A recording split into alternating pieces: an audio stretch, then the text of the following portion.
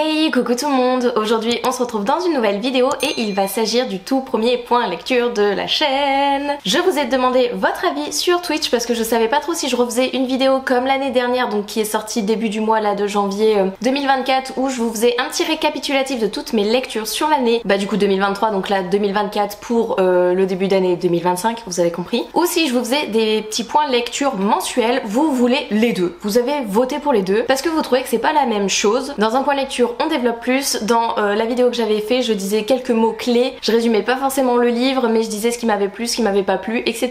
Donc bah c'est parti pour faire les deux types de vidéos. On va voir si je m'y tiens ou pas au point lecture mensuel, sachant que là au mois de janvier ça va. J'ai lu 7 livres, mais au mois de février j'en suis déjà 11 à l'heure où je vous tourne cette vidéo. On est le 19 février. 11 livres. Je sens que le prochain point lecture va être long. En ce début d'année, je me suis lancée dans des lectures qui me faisaient vraiment envie sur le moment. Vous le savez, fin d'année dernière, je me suis lancée plein de petits challenges entre septembre et décembre. Et bah sur ce début d'année, j'ai décidé de me laisser porter par mes envies du moment. Si c'était des services presse que j'avais reçus là récemment, tant mieux. Si ça n'en était pas, tant pis. Si c'était des livres récents, tant mieux. Si c'était des anciens, tant mieux aussi. Enfin, vous voyez ce que je veux dire. Je me suis vraiment laissée porter par mes envies du moment, mon besoin du moment, pour pas tomber en panne de lecture, car je sens que ce début d'année est un petit peu compliqué pour moi niveau lecture. Je ne sais pas dans quoi me diriger, je ne sais pas quoi lire, vraiment j'observe ma bibliothèque pendant des minutes et des minutes, voire des heures, sans savoir quoi lire, donc voilà.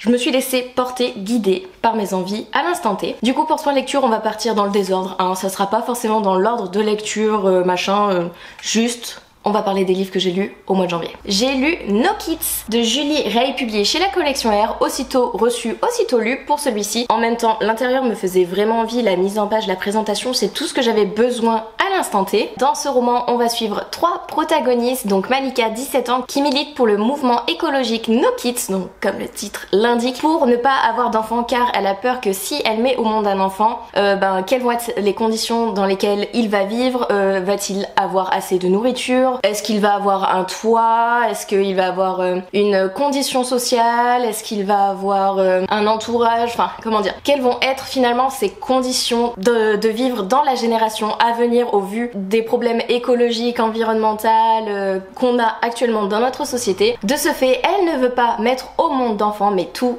ne va pas se passer comme prévu.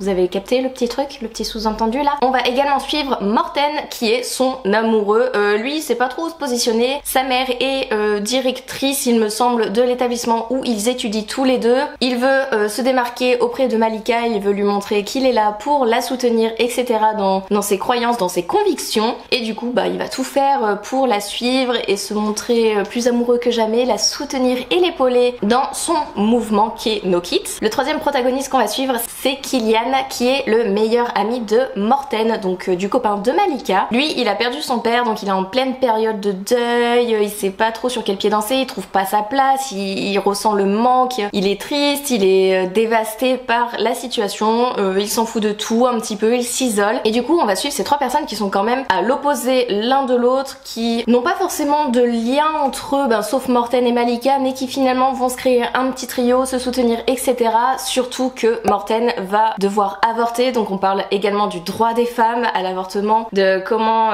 ça s'est mis en place, etc. au fil des années. La mise en page est vraiment intéressante, on a des discussions, on sait le point de vue des 3 protagonistes, on a aussi des petits posts sur les réseaux, enfin vraiment cette mise en page c'est vraiment pas mal. Genre là on voit que les 3 protagonistes racontent un passage de l'histoire au même instant, mais du coup du point de vue des 3 protagonistes et tout. Vraiment j'ai adoré ma lecture, c'était une bonne lecture, c'était très fluide, c'est une histoire d'amour, d'engagement et d'amitié, et vraiment belle découverte que je vous recommande. On part sur un avis un petit peu plus mitigé. J'ai lu Gardien des cités perdues, le premier tome de Shannon Messenger, ici publié chez Pocket Jeunesse en version poche, mais il a été publié en premier chez Lumen. On va suivre Sophie qui à un certain âge a subi un traumatisme qui a déclenché des céphalées insupportables, donc des migraines insupportables, et depuis elle peut lire dans les pensées de tout le monde et elle se dit mais c'est pas normal, mais en même temps je peux pas en parler sinon je vais être prise pour une folle, etc. Et vraiment j'ai un avis assez mitigé sur cette histoire car j'ai l'impression que ça ressemble un petit peu à Harry Potter. Il y a cette notion de magie, d'enfant qui n'est pas dans le bon monde, qui a des facultés, des pouvoirs qui sont supérieurs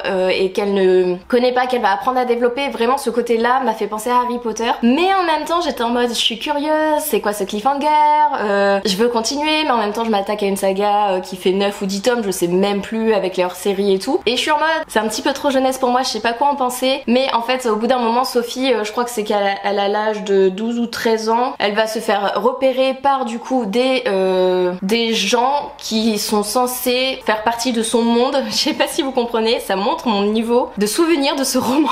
C'est horrible. Et du coup Sophie va être enlevée au monde des humains et va intégrer le monde magique où est censé être sa place, et cela explique le pourquoi du comment elle peut lire dans les pensées des gens, des humains surtout, notamment facilement, mais que dans le nouveau monde qu'elle va intégrer, bah ça va pas être si facile que ça, il va falloir l'accord, le consentement des personnes auxquelles elle veut lire les pensées, enfin vraiment voilà. J'ai essayé de vous faire un résumé, de poser les bases, on le sait, je suis nulle en résumé, mais voilà. Je sais pas si je continue ou pas, j'ai écouté le premier tome en audio, je me dis allez au pire écoute le deuxième en audio et tu te feras ton avis, tu abandonneras ou pas cette saga. Parce que là vraiment je suis mitigée, je sais pas. On me dit bah si t'en es à ce stade là de pas savoir, vraiment arrête maintenant, mais en même temps une saga à rallonge, lire un seul tome et se faire son avis, je suis en mode ouais non, faudrait au moins lire le deuxième. Essayez de me convaincre en commentaire bah pour que je continue ou pas cette saga, et puis bah on verra dans les mois à venir. J'ai lu Silence Radio de Alice Oseman et c'est publié chez Nathan. Ici on va suivre une protagoniste qui s'appelle France, qui est première de la classe, qui est déléguée, qui vraiment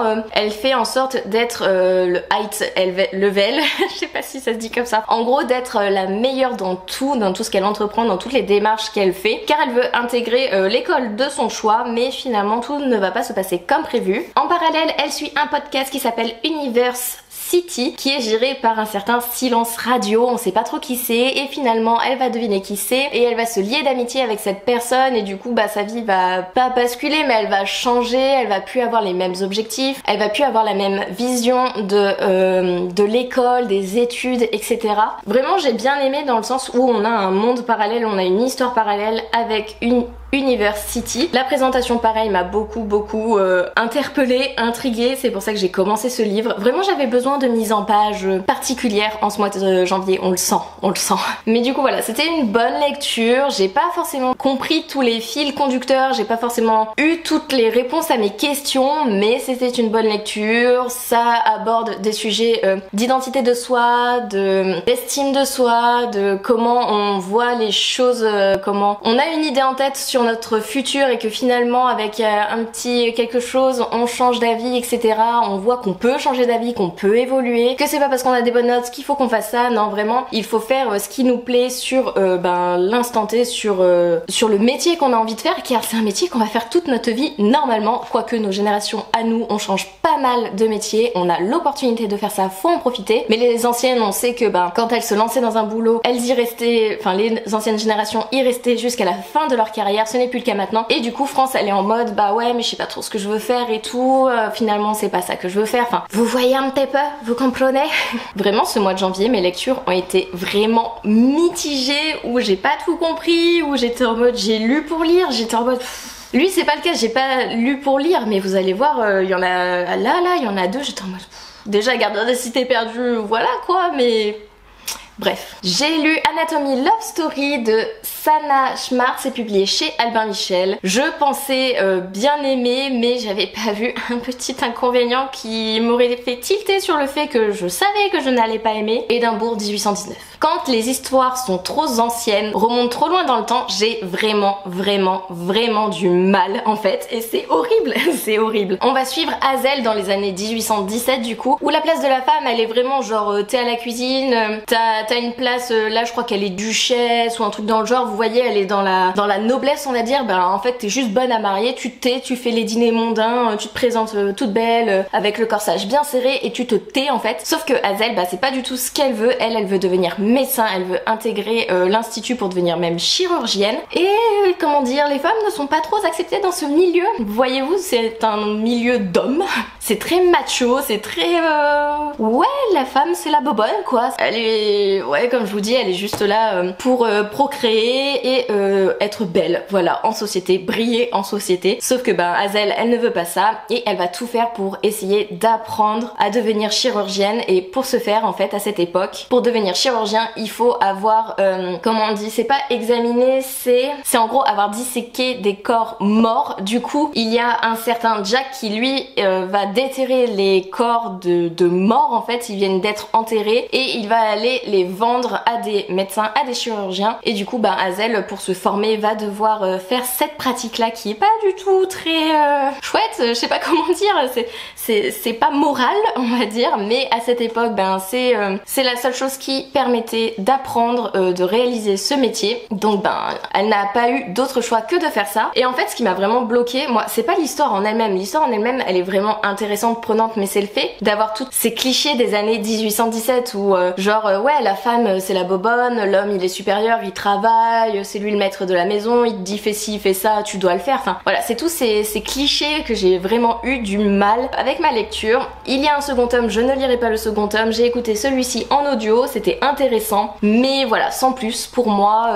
vraiment la date m'a vraiment bloqué, mais vraiment le fait que Hazel veuille se battre pour ce qu'elle souhaite, ça j'ai bien aimé ce côté-là. Et il y a une petite histoire d'amour où t'es en mode j'aime beaucoup. J'aime beaucoup. Grâce à Twitch, vous avez choisi le livre le plus mal noté de Livre Addict que je devais lire et il s'agit de Petit Mensonge 2.0 de Sarvena Stash. C'est publié chez Hugo Newway. Ça faisait un moment qui traînait dans ma pile à lire et au vu du résumé, en fait, j'ai totalement pensé à The Perfect Match car en gros, Mariam va se faire larguer par son copain qui était Caleb et elle va s'inscrire dans un site de rencontre, une agence de rencontre qui va rassembler plein de données et qui finalement va lui proposer 3 garçons avec un taux de pourcentage plus ou moins élevé de compatibilité avec ces personnes. Elle va retrouver Caleb, son ex-chéri du coup, et elle va rencontrer un autre garçon, je ne sais plus, Jérémy. Elle ne le connaît pas, ni Nadan ni Dev, et pourtant, peut-être qu'il n'est pas si éloigné d'elle qu'elle le pense réellement. Le troisième garçon, on ne sait pas qui c'est, mais du coup, elle va choisir un des trois, du coup, donc soit Caleb, soit Jérémy, vu que je vous ai dit que le troisième garçon, on ne sait pas qui c'est. Et en fait, elle va faire des dates virtuelles, elle va pas se présenter sous sous son vrai visage,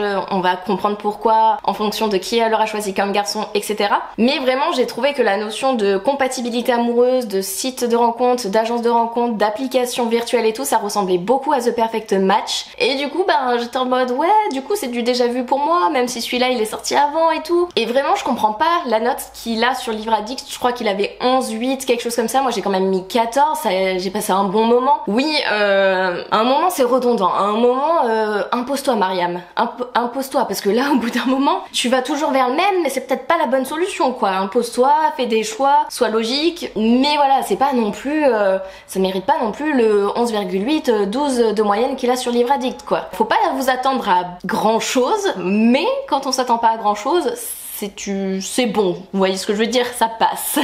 Ça passe. Ensuite avec Manon, Vibration littéraire, sur un de ses lives, je crois que c'était un dimanche graphique il me semble, j'ai lu Le secret des bonbons pamplemousse de Camille Monceau et c'est dessiné par Virginie Blanchet, c'est publié chez Robert Laffont. C'est une petite bande dessinée qui était vraiment toute chou, toute choupinette. On va suivre des protagonistes dans la culture japonaise, si je dis pas de bêtises. Vraiment je découvrais cet univers, c'est pas le genre d'univers que je lis, ces cultures là, etc.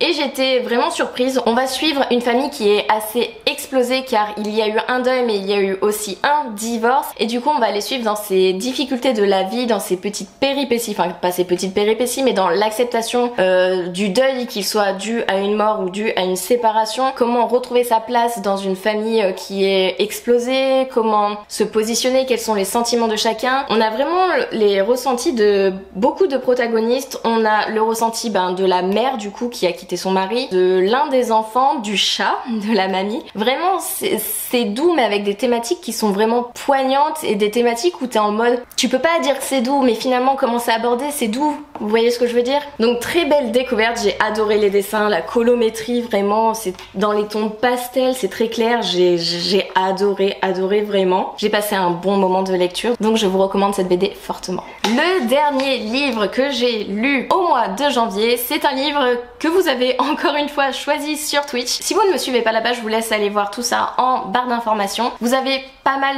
d'opportunités de me choisir mes lectures ou de participer à des défis pour choisir mes lectures. Vous avez choisi Sous la porte qui chuchote de T.J. Klune, publié chez De Saxus. C'est un roman où en gros on va suivre Wallace qui meurt d'une mort subite, qui meurt d'un arrêt cardiaque. C'est le genre de dirigeant, de directeur qui est très sûr de lui, qui est très hautain, qui est très...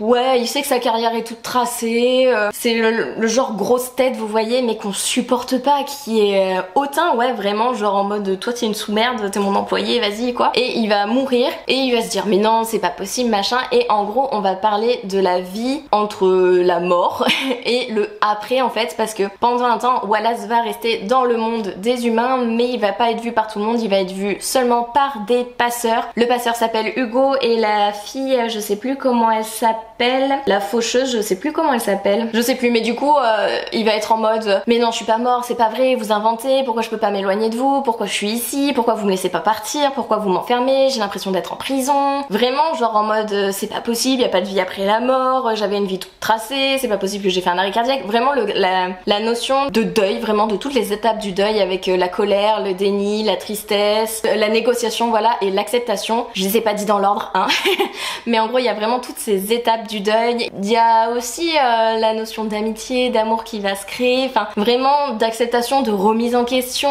Vraiment j'ai adoré ce livre. Pourtant c'est un livre qui est assez lent et on sait que les livres lents, et moi ce n'est pas pour moi. Vraiment il y a pas mal de lenteur, de description, de détails qui... on pourrait les squeezer, mais j'ai quand même adoré cette lecture, j'ai quand même été passionnée. J'ai mis un moment pour le lire, j'ai dû mettre 1 mois et demi parce que ben voilà, les lenteurs, au bout d'un moment j'avais peur de tomber en panne de lecture et du coup je suis partie ailleurs, mais finalement pas du tout. Enfin, est-ce que vous voyez que j'ai bien aimé cette lecture? Ça a été une très bonne lecture, vraiment je vous la recommande. Du coup je m'achète tous les T.J. Klune parce que vraiment ça y est, je fais confiance à cet auteur juste en un seul roman. Merci à vous de me l'avoir fait découvrir. Donc si vous le connaissez pas, allez-y, allez-y. Bon par contre préparez-vous à pleurer, à vous énerver, à vous agacer, à trouver Wallace insupportable.